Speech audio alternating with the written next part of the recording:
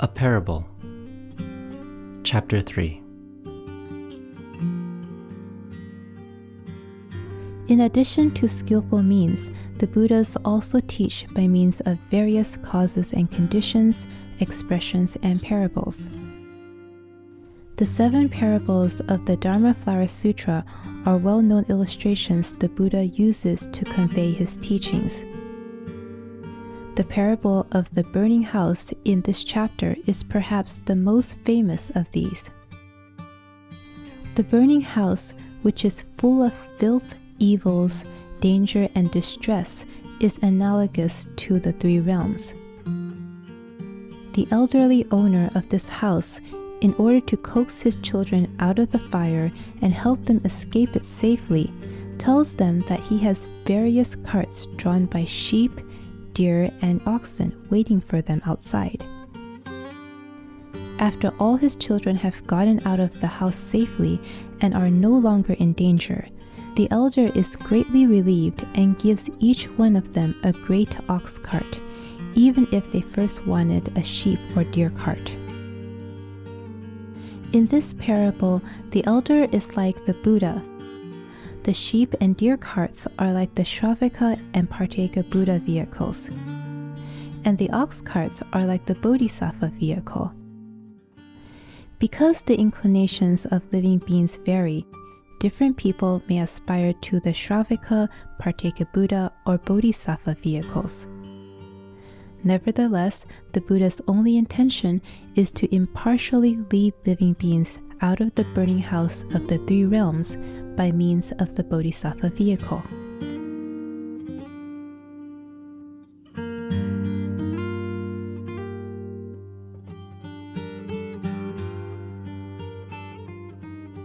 At that time, Shariputra rose in joyful enthusiasm, joined his palms together, respectfully gazed upward at the world-honored one's countenance, and said to the Buddha, "Hearing this Dharma from the world-honored one, my heart rejoices, for I have experienced great joy as never before. Why? In the past, I heard from the Buddha a Dharma such as this, and saw the Bodhisattvas receive predictions of Buddhahood, but we Shravakas were excluded. It grieved me deeply that I was to miss out on the limitless knowledge and vision of the Tathagata. World-honored one, I have lived in solitude in the mountain forests, dwelling at the foot of trees. Whether sitting or walking, I often thought, we have all realized the nature of the Dharma. Why, then, is the Tathagata bringing us to liberation through the lesser vehicle Dharma? It must be our fault, not the world-honored ones. What is the reason for this? Had we waited for your explanation of causes and conditions, we would have realized that in order to attain Anuttara Samyak Sambodhi, we must be brought to liberation through the great vehicle. Yet we did not understand that you are teaching us through skillful means, speaking in accord with what was appropriate for us. When we first heard the Buddha Dharma, we immediately believed and accepted it, contemplating and attaining realization. World-honored one, ever since that time, I have reproached myself day and night. Now that I have heard from the Buddha the unprecedented Dharma, I have put an end to my doubts. At ease in body and mind, I will soon be happy and peaceful. Not until this day did I realize that I am a true disciple of the Buddha. Born from the Buddha's mouth and transformed by the Dharma, I have attained a share of the Buddha Dharma." At that time, Shariputra, wishing to restate his meaning, spoke in verse. "Hearing this Dharma sound, I attained what I never had before. My heart is filled with great joy. My web of doubts has been cast aside. From of old, favored with the Buddha's teachings, I have never lost the disposition of the great vehicle. The Buddha's voice is extremely rare and frees beings from their afflictions. I had previously ended my outflows, and upon hearing this Dharma, my afflictions were also dispelled. When I dwelled in the mountain valleys, sometimes in a forest under the trees, Whether sitting or walking, I constantly pondered this matter. Ah, I cried in bitter self-reproach. Why have I deceived myself? We too are the Buddha's disciples, and we have all realized the non-outflow Dharma. Yet in the future, we shall not be able to explain the unsurpassed path. The golden color, the 32 hallmarks, the 10 powers, and the liberations are all encompassed in a single Dharma, but we cannot attain these things.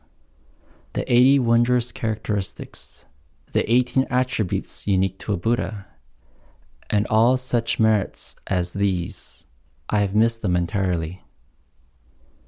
When I used to walk alone, I would see the Buddha in the Great Assembly. His name was known in the 10 directions. He benefited all living beings immensely. I felt I had missed out on these benefits and had but cheated myself. Constantly, day and night, I thought upon this matter. I wished to ask the world-honored one whether I had lost the opportunity. I often saw the world-honored one praising all the bodhisattvas. Because of that, day and night, I pondered matters such as these. Now I hear the Buddha's voice as he opportunely teaches the Dharma that is free of outflows and inconceivable, leading living beings to the sight of awakening. In the past, I was attached to wrong views and was a teacher of the Brahmins. The world-honored one, knowing my mind, uprooted those wrong views and expounded on nirvana. I divested myself of wrong views and realized the Dharma of emptiness. Then I thought to myself that I had arrived at nirvana. But now at last I realize it was not true nirvana. Only when I become a Buddha, complete with the 32 hallmarks, revered by gods, humans, yakshas, dragons, spirits, and others, will I be able to say, this is eternal stillness without residue. The Buddha said in the Great Assembly that I shall become a Buddha. Hearing the sound of this Dharma, all my doubts and regrets were dispelled. When I first heard what the Buddha said, my heart was filled with great fear and doubt. Is this not Mara disguised as the Buddha, come to disturb and confuse my heart? The Buddha, using various conditions and analogies, skillfully expounded the Dharma. His mind was as calm as the sea. Hearing him, the web of my doubts was severed. The Buddha said that, in the past, countless Buddhas who have since entered nirvana made skillful use of expedients and likewise taught this Dharma. The Buddhas of the present and the future, their numbers without limit, will also use skillful means to proclaim this Dharma. Likewise, in the present, the world-honored one, from his birth through his leaving the home life, his awakening, and his turning the Dharma wheel, teaches through the use of skillful means. The world-honored one speaks of the true path. Papiyan does no such thing. Therefore, I know for certain this is not a demon posing as a Buddha. Ensnared in a web of doubts, I thought it was the work of a demon. Hearing the Buddha's soothing, gentle voice, far-reaching, extremely subtle and fine, proclaiming the pure Dharma, my heart is filled with joy. My doubts and regrets are forever extinguished, as in ultimate wisdom I stand firm. I am certain to become a Buddha, revered by gods and humans. I shall turn the unsurpassed Dharma wheel to teach and transform bodhisattvas. At that time, the Buddha said to Shariputra, now amid the great assembly of gods, humans, Shramanas, Brahmanas, and others, I tell you this. In the distant past, in the presence of 20,000 kotis of Buddhas, for the sake of the unsurpassed path, I constantly taught you. You received my teachings and followed me through the long night, and I have guided you to be born into my Dharma using skillful means. Shariputra, in the past I taught you to set your resolve on Buddhahood, but you have completely forgotten this. Instead, you claim that you have already attained nirvana. Now, wishing to have you recall the practices you once vowed to undertake, for the sake of the Shravakas, I teach this great vehicle sutra entitled The Wonderful Dharma Lotus, the Dharma for the teaching of Bodhisattvas, and protected and cherished by all Buddhas.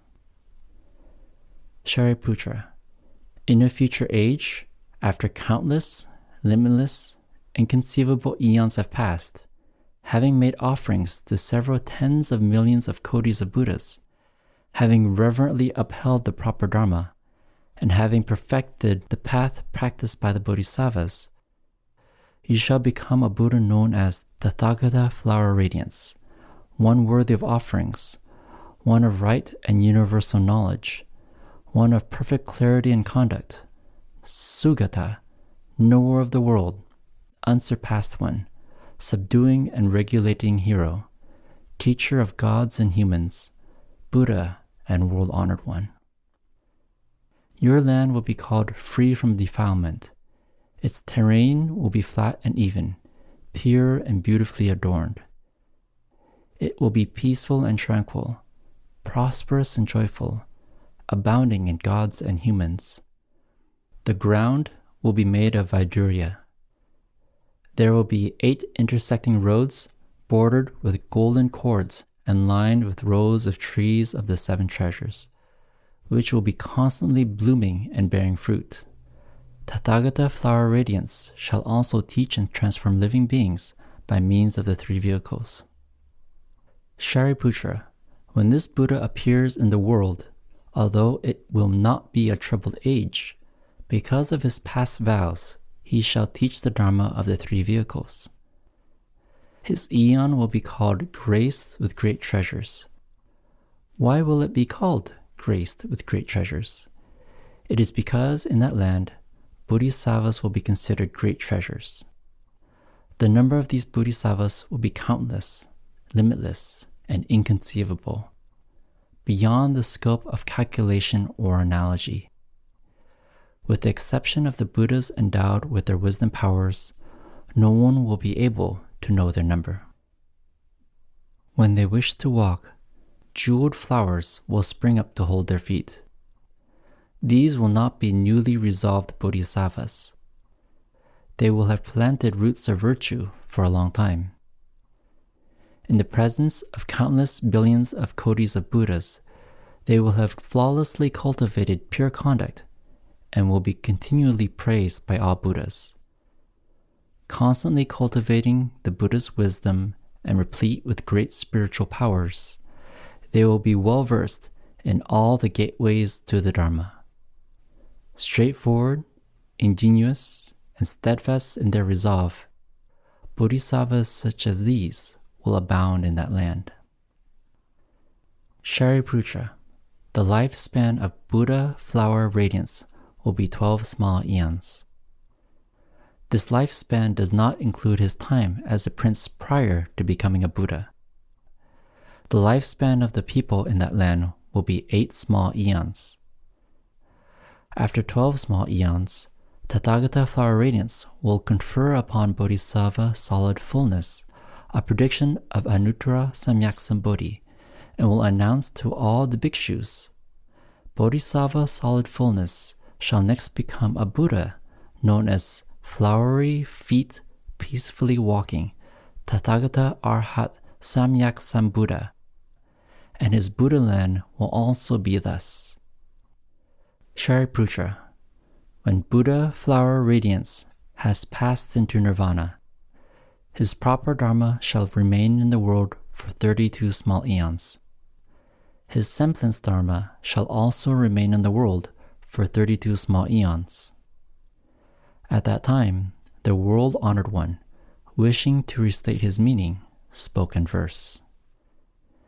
Shariputra, in a future age, shall become a Buddha, honored and all-wise, known as Flower Radiance, who will save countless multitudes. Having made offerings to countless Buddhas, and having perfected the Bodhisattva practices, the 10 powers, and other merits, he shall realize supreme awakening. Following upon countless eons of cultivation, his eon shall be named graced with great treasures. His world, called free from defilement, shall be pure and without flaw, with Vaidurya as its ground. Its roads shall be bordered with golden cords.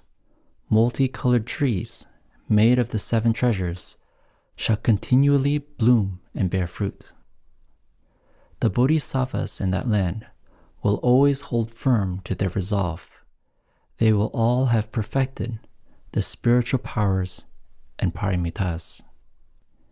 In the presence of countless Buddhas, they will master the bodhisattva path. Great beings such as these will be transformed by Buddha flower radiance.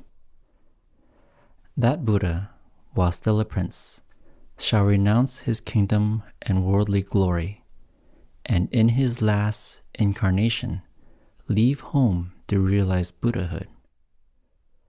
Buddha flower radiance shall dwell in the world for a lifespan of 12 small eons. The people of his land shall live for 8 small eons. When that Buddha has entered nirvana, his proper dharma shall remain in the world for 32 small eons, widely saving living beings. When the proper dharma comes to an end, the semblance dharma shall last 32 eons.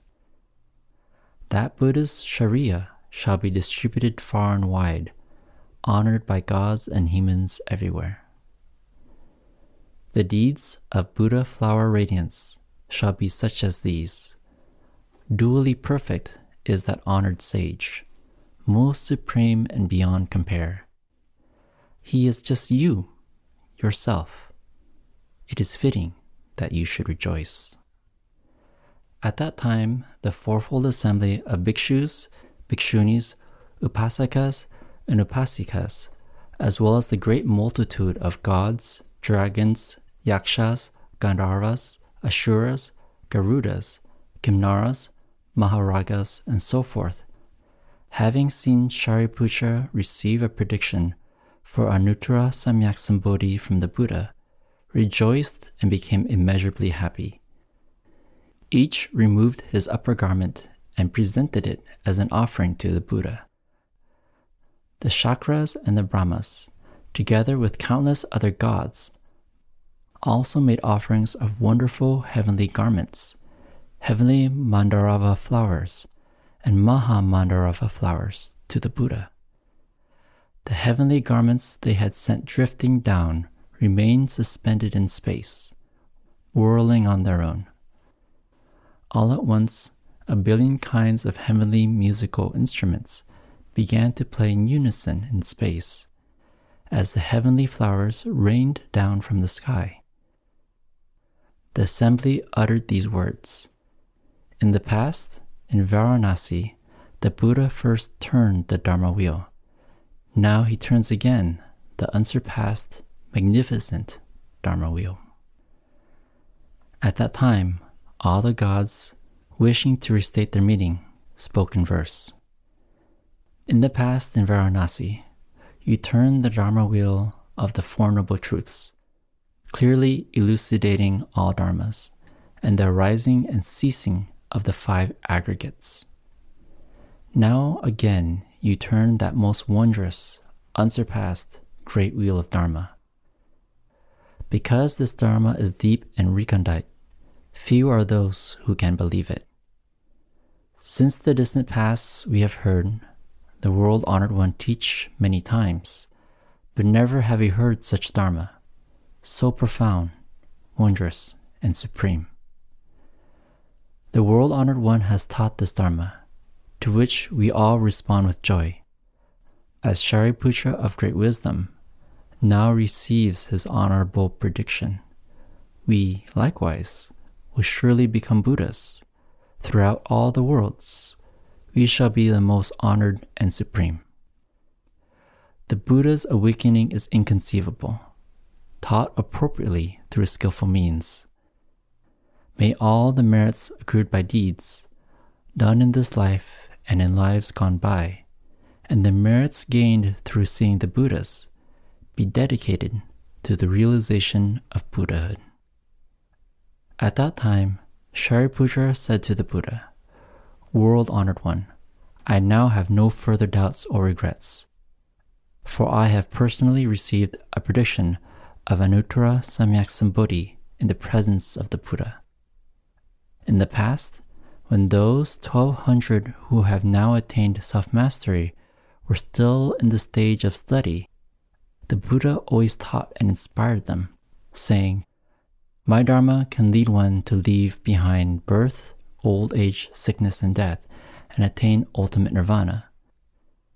Those in need of study, and those beyond study alike, believed they were liberated from the views of self, existence, and non-existence, and so forth, and declared that they had attained nirvana. Yet now, in the presence of the world-honored one, hearing what they have never heard before, they fall prey to doubts and confusion. Good indeed, world-honored one. I hope that you will explain the causes and conditions for the sake of the fourfold assembly to clear away their doubts and regrets."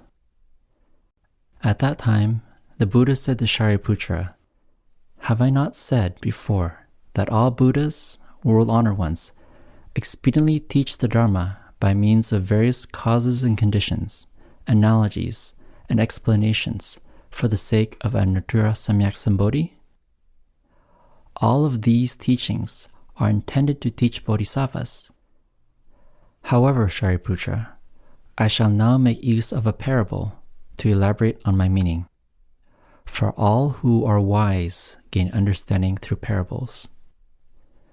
Shariputra, suppose that in a country, a city, or a village, there lives a great elder, aged and worn, of limitless wealth, possessing many fields, houses, and servants. His house, while spacious, has only one door. Many people, 100, 200, even 500 of them, dwell within.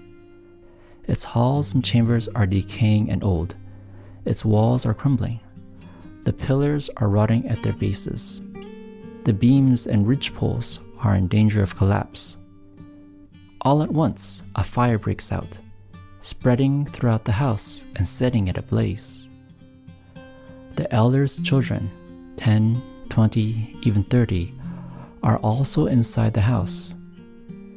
The elder, seeing the flames rising on all four sides, is greatly alarmed and thinks, "Although I am able to escape safely through this burning doorway, all my children are inside the burning house, happily attached to their amusements, unaware and unknowing, neither alarmed nor fearful. A fire is pressing in upon them, causing searing pain. However, they remain unconcerned and have no desire to find a way out."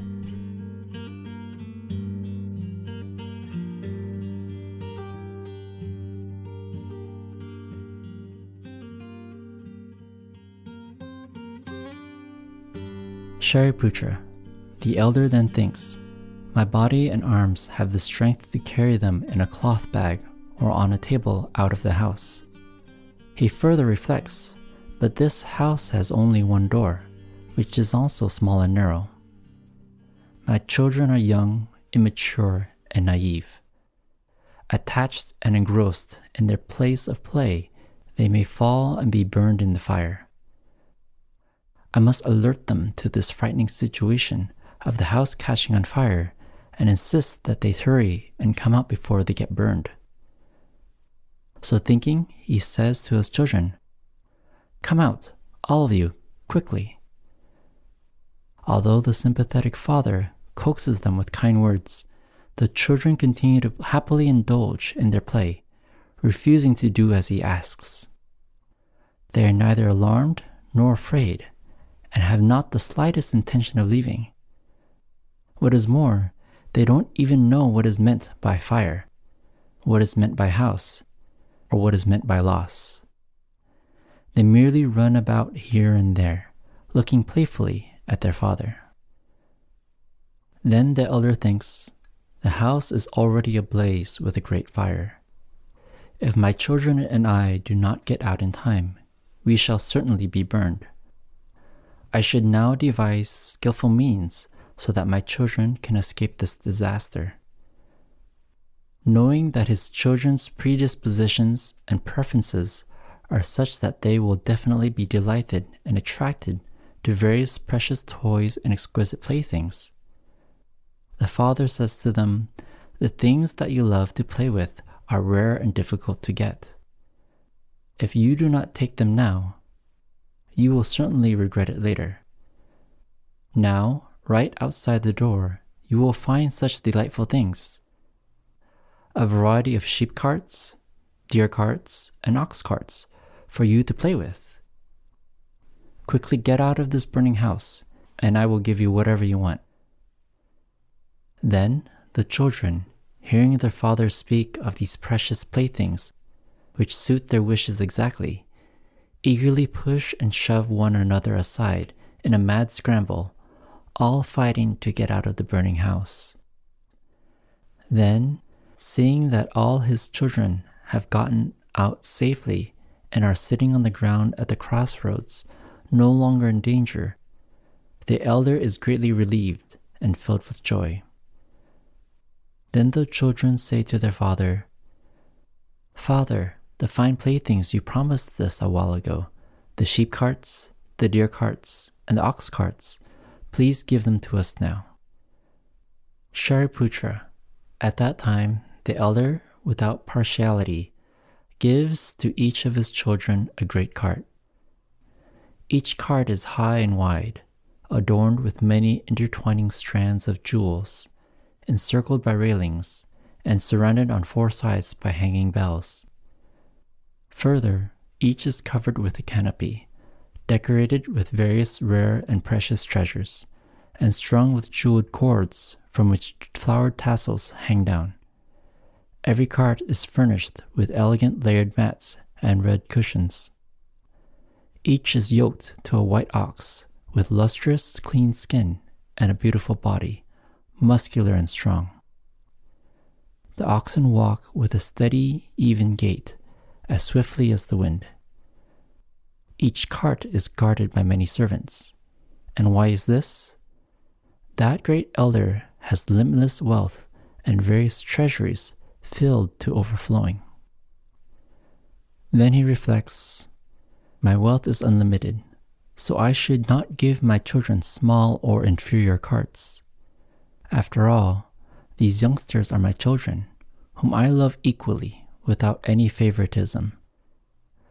Since I have such great carts made of the 7 treasures, infinite in number, I should give a cart to each of them impartially. Why? The carts would not run out when given out to all the people in the country, let alone when given just to my children. Meanwhile, all of the children are riding around on the great carts, experiencing what they have never had before, beyond their original hopes. Shariputra, what do you think? When that elder gave great carts adorned with precious treasures equally to all of his children, was he guilty of lying or not? Shariputra replied, No, world-honored one. The elder was only trying to help his children get out of the fire alive. This cannot be considered lying. Why? In escaping with their lives, they have already gained a fine plaything. What is more, he was employing skillful means to rescue them from the burning house. World-honored one, if that elder had not given them even so much as a single small cart, he still would not have been lying. Why? Because the elder previously had the thought, I shall use skillful means to lead my children out. For this reason, he was free from deception. How much more so, because the elder, knowing his own wealth to be limitless, and wishing to benefit his children equally, gave each of them a great cart? The Buddha said to Shariputra, "Good indeed, good indeed. It is just as you say. Shariputra, the Tathagata is similar to this elder in that he is a father to all living beings. He has put an absolute end to all fear, distress, worry, ignorance, darkness, and obstacles. He has brought to perfection limitless knowledge and vision, powers and fearlessness.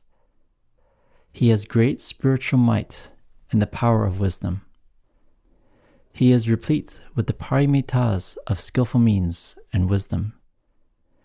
He is extremely kind and compassionate, never growing weary of doing good deeds that benefit everyone. Thus, he is born in the old, dilapidated, burning house of the three realms.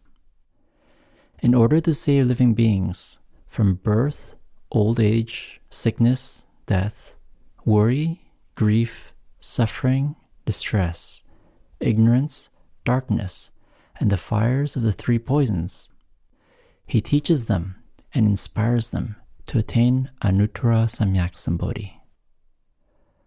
He sees all living beings scorched by birth, old age, sickness, death, worry, grief, suffering, and distress. They also undergo various kinds of suffering because of their pursuit of the five desires and of wealth and profit. Furthermore, because of their grasping and craving, they presently go through various kinds of suffering and will thereafter suffer in the hells, among the animals, or among the hungry ghosts. If born in the heavens or among human beings, they will suffer from poverty and distress, from being separated from those they love, from being together with those they hate, and from various other troubles. Engulfed in this morass, however, living beings enjoy their pleasures, unaware, unknowing, unalarmed, and unafraid. They do not grow dissatisfied, nor do they seek liberation. They run about in the burning house of the three realms, and although they encounter tremendous suffering, they are not concerned. Shariputra, having seen this, the Buddha then thinks, "I am the father of living beings. I should rescue them from trouble and suffering, and give them the limitless, boundless joy of a Buddha's wisdom, so that they may find pleasure in it." Shariputra, the Tathagata again reflects, "If I, for the sake of all living beings, merely use spiritual powers and wisdom power, but cast aside skillful means, when praising the Tathagata's knowledge and vision, powers, and fearlessness, living beings will not be saved. Why? These living beings have yet to transcend birth, old age, sickness, death, grief, and misery. While being scorched in the burning house of the three realms, how can they understand the wisdom of the Buddha?" Shariputra, in spite of his strong body and arms, the elder did not use his strength. Instead, he earnestly used skillful means to rescue his children from the disaster of the burning house. Afterward, he gave each a great cart adorned with precious treasures. The Tathagata uses a similar approach. Although he has powers and fearlessness, he does not use them. Instead, he resorts to wisdom and skillful means to rescue beings from the burning house of the three realms, teaching them the three vehicles, the vehicles of the Shravakas, the Pratyeka Buddhas, and the Buddhas. Hence he says to them, "You should not take pleasure in dwelling in the burning house of the three realms. Do not crave vulgar and inferior forms, sounds, smells, tastes, and tangible objects. If you attach to them greedily and passionately, you will be burned by them. You should quickly escape the three realms, for then you shall attain the three vehicles, the vehicles of the Shravakas, the Pratyeka Buddhas, and the Buddhas. And now give you my pledge for this, and it shall never prove false. All you need to do is practice vigorously with earnest effort. The Tathagata uses these skillful means to persuade and lead all living beings. He further says, you should all know that the dharmas of the three vehicles are praised by the sages, for they will make you free, unbound, self-reliant, and content. Riding upon these three vehicles, one will find joy and pleasure in qualities free of outflows, including the roots and powers, the factors of awakening, the path, the dhyanas, the liberations, the samadhis, and the like. One will then gain limitless peace, tranquility, and joy. Shariputra, suppose there are living beings who are inherently intelligent and who, having heard the Dharma from the Buddha, the world-honored one, believe and uphold it and strive forward with diligence, wanting to quickly escape the three realms and seek nirvana for themselves. They are those of the Shravaka vehicle. They are like the children who sought the sheep carts and thereby escaped from the burning house. Suppose there are living beings who, having heard the Dharma from the Buddha, the world-honored one, believe and uphold it and strive forward with diligence in quest of innate wisdom, delight in solitude and enjoy stillness, and deeply know the causal conditions of all phenomena.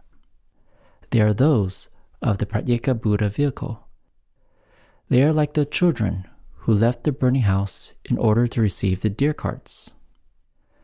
Suppose there are living beings who, having heard the Dharma from the Buddha, the world-honored one, believe and uphold it and strive forward with diligence in quest of omniscient wisdom, the Buddha's wisdom, innate wisdom, untaught wisdom, the Tathagata's knowledge and vision, and his powers and fearlessness.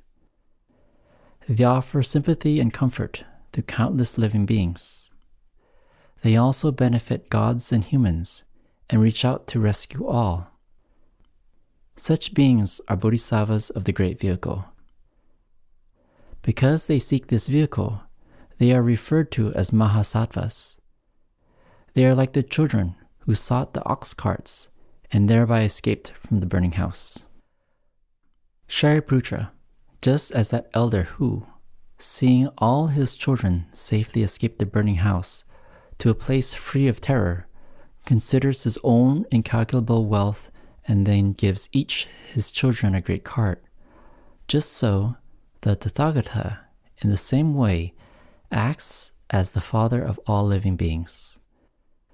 When he sees countless kotis of living beings using the gateway of the Buddha's teaching to escape the suffering of the three realms, leave the fearsome and dangerous paths, and attain the bliss of nirvana, the Tathagata then has this thought: I have the Dharma treasury of all Buddhas, including limitless, boundless wisdom, powers, and fearlessness. All of these living beings are my children. I shall give each of them a great vehicle. I shall not bring only some of them to attain nirvana. Instead, I shall lead them all to attain the parinirvana attained by the Tathagatas. These living beings who have escaped from the three realms shall be rewarded with playthings such as the Buddha's samadhis and liberations, all of which are of one character and of one kind, are praised by the sages, and can bring forth supreme, pure, wondrous bliss. Shariputra, just as that elder is not guilty of lying in first enticing his children with 3 carts, and then later giving them each only a great cart adorned with treasures, supremely steady and comfortable, the Tathagata, likewise, is not being deceptive in first teaching the 3 vehicles to entice living beings and later delivering them only by means of the great vehicle. What is the reason? The Tathagata has the Dharma treasury of limitless wisdom, powers, and fearlessness, and is able to give to all living beings the great vehicle Dharma. Not all living beings, however, are able to accept it. Shariputra, you should know that for this reason, through the power of skillful means, the Buddhas, in teaching the Buddha vehicle, speak of 3 vehicles. The Buddha, wishing to restate his meaning, spoke in verse. Suppose there was an elder who had a large house, which was very old, dilapidated, and about to collapse. The halls were high but precarious. The pillars were rotting at their bases. The beams and ridgepoles were aslant, and the foundations and stairways were crumbling. The walls and partitions were cracked and ruined, the plaster flaking and peeling away. The thatch was falling every which way, and the rafters and eave poles were coming loose. The partitions on all sides were bent and warped, and the house was filled with piles of filth. There were 500 people dwelling within the house. There were horned owls, other owls, eagles and vultures, crows, magpies, pigeons and doves, venomous snakes, vipers and scorpions, and red-headed and other centipedes, geckos and millipedes, weasels, jungle cats, mice and rats, and harmful creatures of all sorts were scurrying back and forth. Excrement and urine fouled the place, which was oozing with filth. Dung beetles and other bugs gathered in clusters upon the waste. There were foxes, wolves, and jackals that gnawed at, trampled upon, and devoured corpses, scattering the bones and flesh all over. Then packs of dogs came running to grab them. Hungry, weak, and terrified, they sought food everywhere. They fought, seizing and yanking, snarling, howling, and barking. Such were the dreadful sights that made the house so frightful. Qi, Mei, and Wang Liang were everywhere. Yakshas and evil ghosts were eating human flesh. There were noxious creatures, ghastly birds, and horrid beasts, all hatching or nursing their young. Each species protected its own. Yakshas raced to the site, fighting one another to eat them. Once they had eaten their fill, their evil thoughts grew more inflamed. The sound of the quarreling was dreadful in the extreme. Kumbandas squatted or sat on mounds of earth.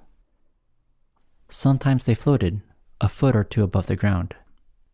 They traveled here and there, indulging and amusing themselves. They seized dogs by their legs, flinging them so that they yelped helplessly. The Kumbandas wrapped their legs around the dogs' necks, taking pleasure in torturing them. Moreover, there were always ghosts dwelling in the house. Their bodies were tall and large, naked, black, and thin. They made loud, horrible sounds, wailing as they searched for food. Moreover, there were ghosts with needle-thin throats. Moreover, there were ghosts with heads like those of oxen, eating human flesh here or devouring dogs there. With hair unkempt and in disarray, the ghosts, who were fierce, cruel, dangerous, and driven by hunger and thirst, shouted and shrieked as they ran. Yakshas and hungry ghosts, vicious birds and beasts, frantic with hunger, searched in the 4 directions, secretly peering out the windows. Such were the miseries and terrors beyond measure. This old decaying house belonged to a man who had briefly gone away. Shortly after he left, the rear rooms of the house suddenly caught on fire. All at once the 4 sides were engulfed in raging flames. The ridgepoles, beams, rafters, and pillars shook and cracked with explosive sounds. When they snapped apart and fell, the walls collapsed. All the ghosts and spirits, screamed loudly, while the eagles, vultures, and other birds, the kumbandas, and so forth, ran about in panic, unable to escape. Vicious beasts and noxious creatures disappeared into the holes and crevices, which were inhabited by peshachas as well. Due to their meager blessings and virtue, the fire closed in on them. Mauling and wounding each other, they drank blood and ate flesh. The jackals and their kind were already dead by then. Huge ferocious beasts raced to feast upon them. Swirling billows of foul smoke permeated all four sides. Red-headed and other centipedes, venomous snakes, and so forth, being scorched by the fire, fought their way out of the holes. Right away, the kumbandas snatched them up and ate them. Further, all the hungry ghosts, with fire raging over their heads, tormented by hunger and thirst, ran about in terror and distress. The situation in the house was terrifying in the extreme. Rampant with malicious dangers and conflagrations, it was beset by many different calamities, not just one. Then the owner of the house, who was standing outside the door, heard someone say, "A while ago, all of your children went into this house to play. Being young and naive, they became absorbed in their play. Hearing this, the elder, alarmed, entered the burning house." Intending to use an expedient to save them from being burned, the elder warned his children of the many dangers they faced. There are evil ghosts, noxious creatures, and a spreading conflagration. Myriad sufferings arise in succession, one after the other without cease. There are poisonous snakes and vipers, as well as yakshas and kumbandas, jackals, foxes, and dogs, eagles, vultures, and owls, and a variety of centipedes. Agitated and frantic with hunger and thirst, they are terrifying in the extreme. This place is plagued by suffering and troubles, and on top of that, a great fire is raging. Yet all the naive children, despite hearing their father's warnings, were attached to their amusements and continued to play. At that time, the elder thought to himself, "The way my children are acting gives me great worry. In this house, there is not a single thing worth enjoying. Yet all these children, engrossed in their play and inattentive to my warning, will be injured in the fire." Then he thought of a way to help them through skillful means. He said to the children, "I have all kinds of exquisite playthings, fine carriages, wonderfully bejeweled, including the sheep carts, deer carts, and great ox carts. These are right outside the door. Children, come out of the house, for I have fashioned these carts just for you.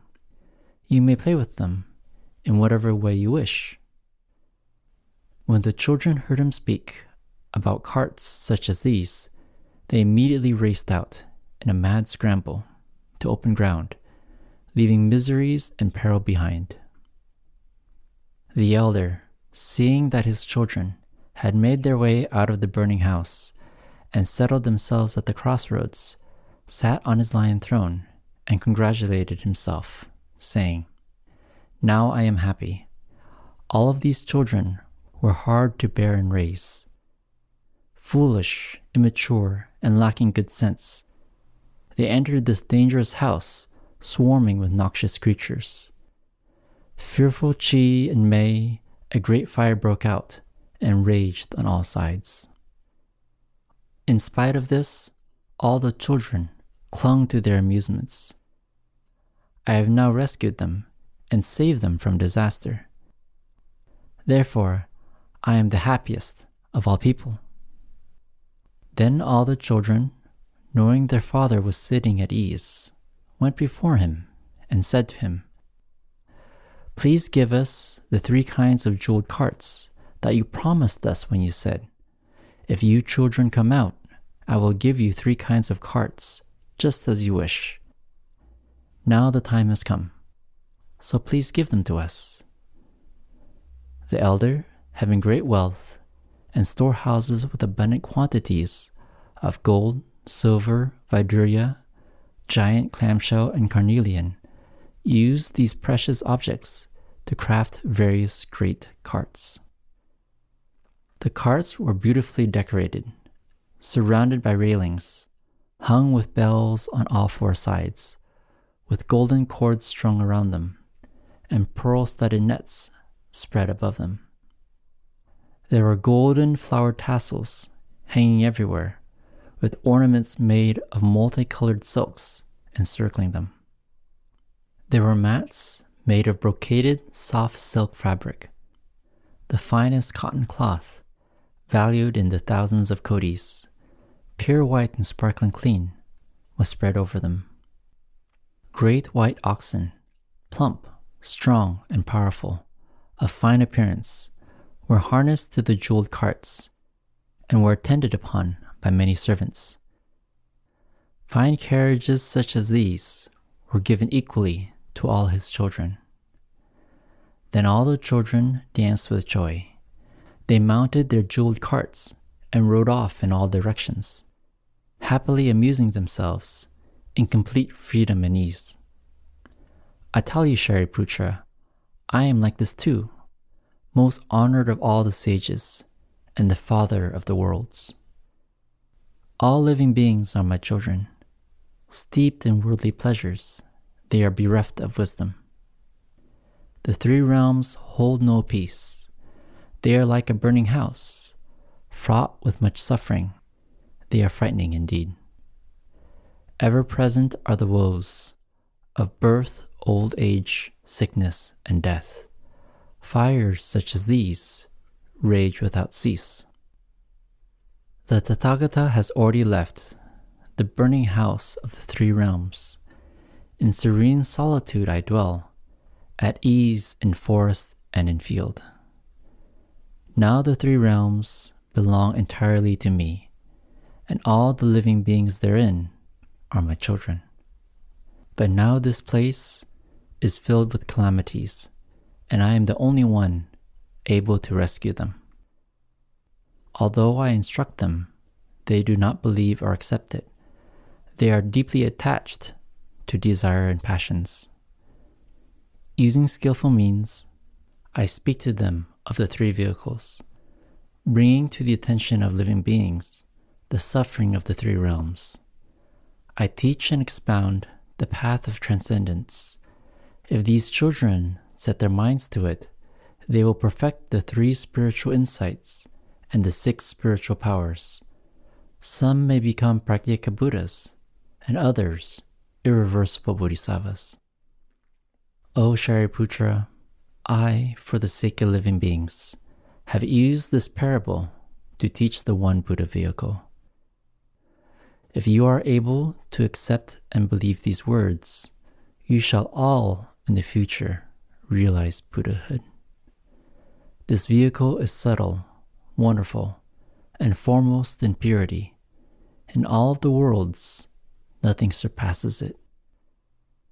The Buddhas delight in it, and all living beings should praise it and make offerings and obeisance to it. For it produces countless thousands of kotis, of powers and liberations, samadhi and wisdom, and other dharmas of a Buddha. By obtaining such a vehicle, all my children will be able to wander freely at all times, night and day for many eons. In the company of bodhisattvas and a multitude of shravakas, they will ride this jeweled vehicle straight to the site of awakening. For these reasons, even if you searched in the 10 directions, you would not find any other vehicles except those created by the Buddha's skillful means. I tell you, Shariputra, that all of you are my children, and I am your father. For many eons you have been scorched by many miseries. I have saved you all, leading you out of the three realms. Although previously I had said that you had attained nirvana, it was merely an end to birth and death, and not real nirvana. What you should aim to accomplish now is to realize the Buddha's wisdom.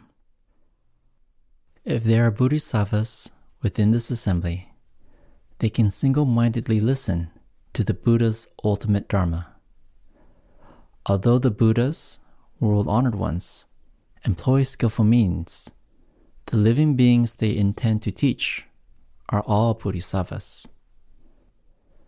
If there are those of lesser wisdom who cling to love and desire, for their sakes I teach the truth of suffering.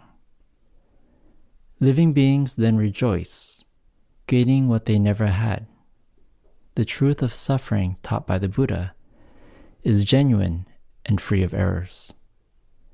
There may be living beings who, unaware of suffering's source, cling to the cause of suffering, never leaving it for a moment. For the sake of such beings, I teach the path through skillful means. The cause of all suffering can be traced to desire.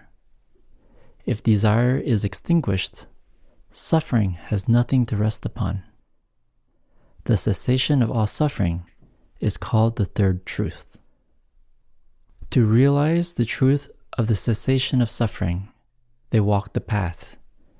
Leaving behind the bonds of suffering, one attains liberation. By what means have these people attained liberation? They merely freed themselves from delusion and called that liberation. In reality, they have not yet attained complete liberation. The Buddha says that these people have not truly attained nirvana because they have not yet attained the unsurpassed path.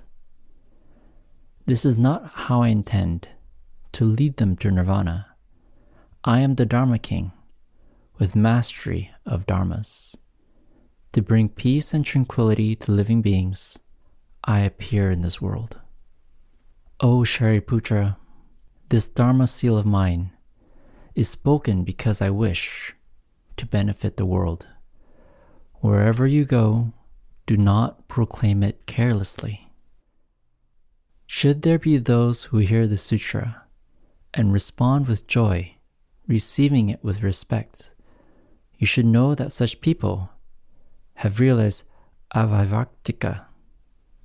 Should there be those who believe and accept the Dharma of the sutra, such people have already, in times gone by, seen the Buddhas of the past, revered and made offerings to them, and heard this Dharma. Should there be those who believe what you say, it is the same as seeing me and seeing you, and also the Bhikshu Sangha, as well as all the Bodhisattvas. The Sutra of the Dharma Flower is taught for those with profound wisdom. When those of shallow knowledge hear it, they are bewildered and unable to understand it. All the Shravakas and the Pratyeka Buddhas find this sutra far beyond their reach. Even you, Shariputra, can only begin to understand the sutra by means of faith. How much more limited are the other Shravakas? Those Shravakas who have faith in the Buddha's words can accept and follow the sutra, but not on account of their own wisdom. Furthermore, Shariputra, do not teach the sutra to the arrogant and indolent who are attached to the view of self. Nor should you teach the sutra to common folk of shallow knowledge who are deeply attached to the 5 desires, for if they hear it, they will not understand it. Those who don't believe the sutra and who disparage it will destroy their disposition for Buddhahood in this world. Perhaps there are those who scowl and harbor doubts and confusion. You should listen as I describe the retributions for offenses such as these. Whether a Buddha is in the world or has entered in nirvana, if there are those who revile a sutra such as this, or who scorn, despise, hate, or envy those who read or recite it, write it out or uphold it, or harbor grudges against them, listen now as I describe the retributions for their offenses. Such people at life's end will enter the Vichy hell for an entire eon. They will be reborn there at the eon's end and repeat the cycle through countless eons. When they leave the hells, they will be born as animals, such as dogs or jackals. Others will be repulsed by their weak and emaciated bodies, black and covered in scabs. Furthermore, they will be hated and scorned by people, constantly plagued by hunger and thirst. Their bones and flesh will dry up. They will be tormented by pains while alive, and covered with tiles and stones after death. Because they severed their disposition for Buddhahood, they will undergo this retribution. They may become camels, or be born as donkeys, both of which often carry heavy loads, and are beaten with sticks and whips. They will crave water and grass, and will know nothing else. Because they disparaged the sutra, they will undergo this retribution. Some may become jackals, their bodies covered with scabs and sores, and perhaps missing an eye. They will go into villages where young children will beat and stone them. They will undergo such agonies, which sometimes cause death. They will die in that condition, only to be reborn as serpents, with huge bodies, 500 yojanas in length. Deaf, dull-witted, and legless, they will writhe on their stomachs, sucked upon and eaten by many small insects. They will be tormented day and night, without respite. Because they disparaged the sutra, they will undergo this retribution. Should they become humans, all their faculties will be dull, and they may be short, ugly, deformed, lame, blind, deaf, or hunchbacked. Whatever they may say, people will not believe them. Their breath will stink, and they will be possessed by ghosts and goblins. They will be poor and lowly, always the servants of others. Emaciated and plagued by illnesses, they will have no one to rely on. Although they may draw near to others, no one will heed them. If they should gain something, they will quickly lose it. Should they study healing, curing diseases in accord with the prescription, they will only make others' illnesses worse, even to the point of death. If they get sick themselves, no one will try to save or cure them. Even if they took good medicine, it would only aggravate their suffering. If they encounter riots or rebellions, they will be dispossessed, plundered, or looted. People with such offenses will undergo unexpected misfortunes. Offenders such as these will never get to see the Buddhas, the king among all sages, who teach the Dharma to guide living beings. Offenders such as these will always be born in difficult circumstances. Insane, deaf, and with minds confused, they will never hear the Dharma.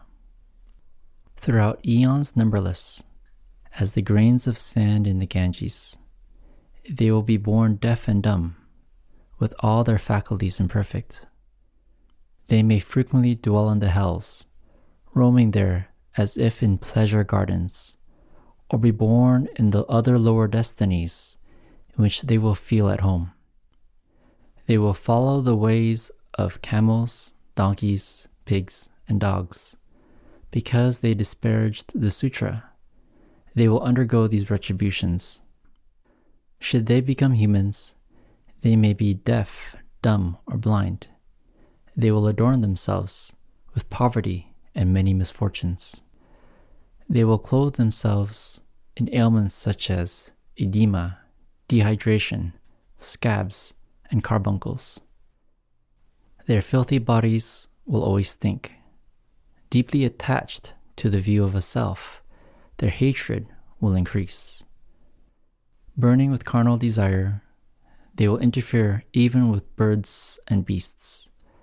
Because they disparage the sutra, they will undergo these retributions.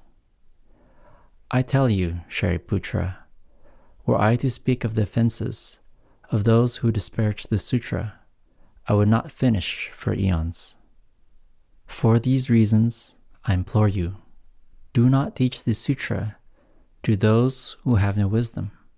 There may be those with keen faculties, penetrating wisdom, erudition, and good memories, who aspire to Buddhahood. You may teach the sutra to such people.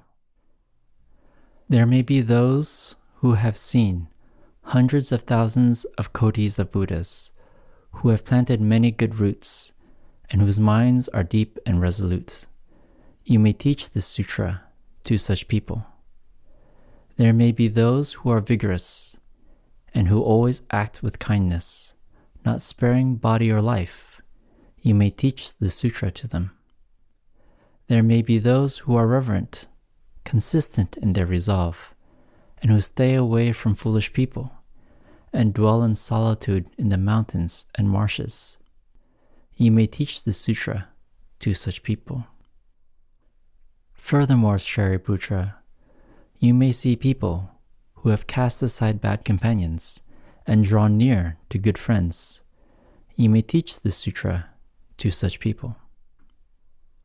You may see disciples of the Buddha who uphold precepts as purely, as flawless, bright pearls, and seek the sutras of the Great Vehicle.